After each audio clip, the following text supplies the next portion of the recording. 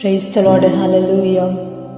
మన జీవితంలో జరిగే ప్రతి సంఘటనలను బట్టి మనం చాలా భయపడిపోతూ ఉంటాం. ప్రస్తుత పరిస్థితులను చూసుకొని భవిష్యత్ కాలం ఎలా ఉండబోతుందో అని అనేక రీతిలుగా మనలో మనమే ఆలోచించుకుంటూ చాలా భయానికి గురైపోతూ ఉంటాం.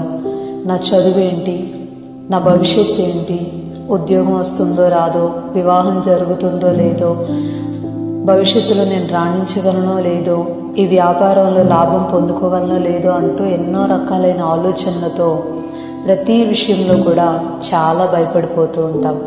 అయితే దేవుడు అంటున్నాడు, భయపడొద్దు, నేను నీ కుడి చేతిని పట్టుకొని ఉన్నాను అని. ఆయన మనకి సహాయం చేయడానికి మన కుడి చేతిని పట్టుకొని మనల్ని నడిపిస్తే ఇక మనం భయపడాల్సిన అవసరం ఏముందంటారు? ప్రతి సమయంలో మనకెదురవుతున్నటువంటి ప్రతి ఆటంకంలో మనకి ముందుగా నడుస్తూ మనకి ఏమైతే అడ్డుగా మారుతున్నాయో వాటన్నిటినీ కూడా దేవుడు తొలగిస్తూ సరైన మార్గంలో మనల్ని నడిపిస్తూ ఉంటాడు.